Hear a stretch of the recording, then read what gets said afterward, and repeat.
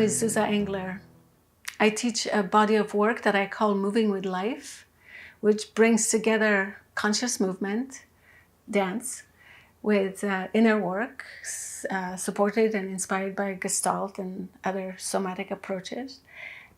It's held in a spiritual context as a path of awakening, and we do it in community and often in nature. In a movement class, I will always invite the emotional layer. I will always, in my guidance, make space for whatever feeling is in the room or in a person's body, without pushing or having an agenda, just to open space for the feeling body. This movement practice is not just about moving, it's about feeling the movement, actually inhabiting the movement moment, and allowing it to express what's moving in me as this human, and maybe even the bigger reality that's moving me in this life, or moving through me, or manifesting as me. So I will ask, like, what's happening in your heart right now? If your heart could move, what would you move with? If you allow the purpose of your life to be expressed in movement, what would you move like?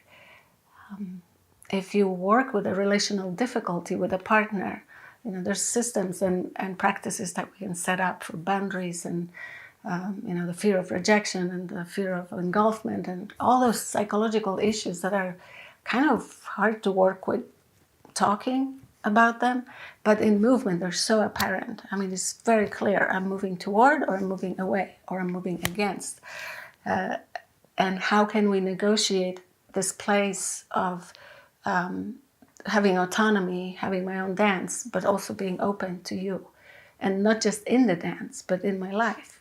How can I know what I'm about and be connected to my heart and my center, and supported by my own ground without shutting you out? And on the other hand, how can I have a relationship with you without shutting me out? Because that's another thing we do. Nothing is really required except my willingness to be here. Be here, really. To pay attention, at least to come back to being here often. And of course, this is a free-form movement situation, so no steps to follow and no choreography. You can be as uncoordinated as you like.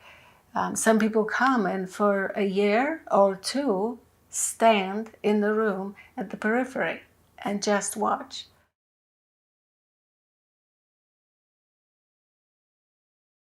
How can therapy be done without the body? I will never understand. The body in motion is such an incredible shortcut to what matters, to the heart of the matter, to what the person actually needs to be working with at the moment. So for a while I was doing movement classes and workshops as one thing I was doing, and an individual work with people based in Gestalt and embodied practices. There was another stream of my work. But I quickly realized that the inner work, however healing it can be one-on-one, and some people need it, obviously, not to say anything bad about that, but it gets accelerated and potentiated somehow in community.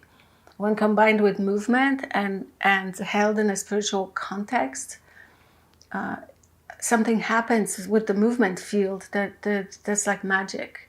And people make leaps and changes the way that I've never seen in one-on-one work.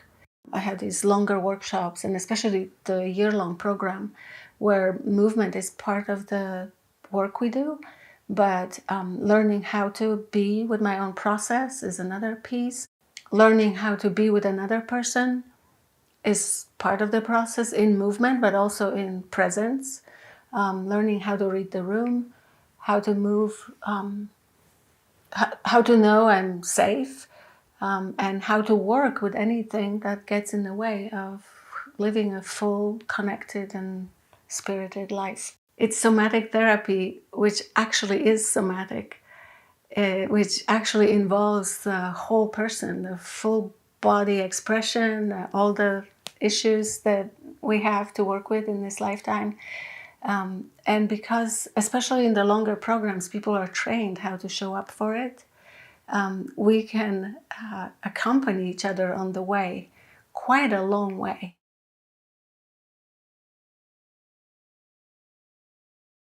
My spiritual home is in Vajrayana, Tibetan Buddhism, because it's a tantric approach that nothing to do with sex, an approach that takes everyday experience as material for awakening. Like every experience is an opportunity to wake up, rather than leaving experience to wake up, which is another honorable way to go about it.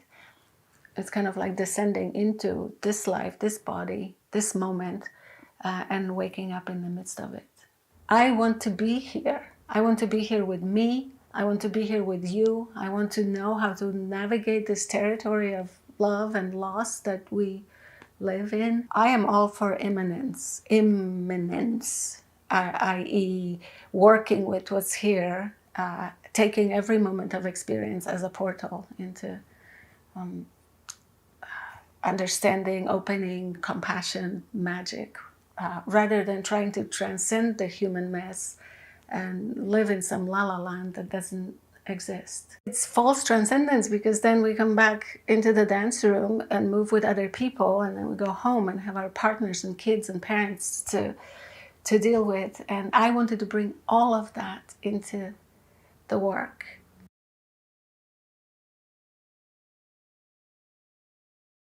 Nature is simple. As humans, we're complicated and socially awkward a lot, and not sure if and how to belong. When I'm outdoors, I know that I'm part of this world. I know that I'm held by the sky and supported by the earth, and inspired by grass and tree and water. It's really a piece that was very essential for me, developing a broader view of what this work is, because the human world is only part of the world. The human world is embedded in this world of natural presence, which of course is a manifestation of the capital P presence that holds us all in this vast embrace.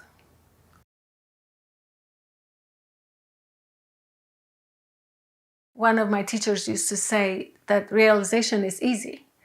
It's integration that's the real work in a human life on the earth. Right? It's easy to have a moment of opening or bliss or cosmic love. But how do I bring it in through my body and into my life and into my relationships, into my workplace, in a way that transforms my existence? The work of embodiment is like returning to our natural dignity, to our indigenous dignity as humans. And if people listened to body and heart more, I think we would have a better world. We would have less injustice, less greed, less aggression in the world. Because this work really is healing.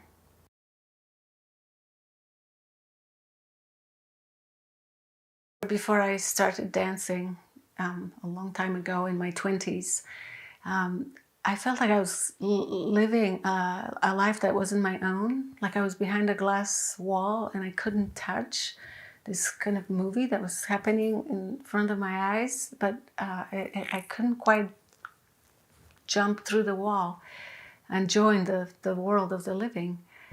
And then after I started dancing, I noticed that I more and more arrived in my body. Like I arrived in my life. And I did a lot of personal work with Gestalt and with pre and perinatal trauma resolution. But gradually, I started noticing that somehow I am now centered in my own heart, and that I know myself in a way that I hadn't ever before, and that I can actually relate in a way that's genuine and real. And yeah, sometimes it doesn't work. I'm totally a work in progress. I've made many messes in my life. But the understanding that I am not just my biography, that I am something bigger than that, a living, moving process that's happening moment by moment. Somehow it helps to remember that. I really don't know where I would be without this practice. I feel so lucky having found a way to be embodied in this life and to actually be here in this life before I die, and to have found a work that is completely nourishing and satisfying to me, that obviously helps other people land in their lives.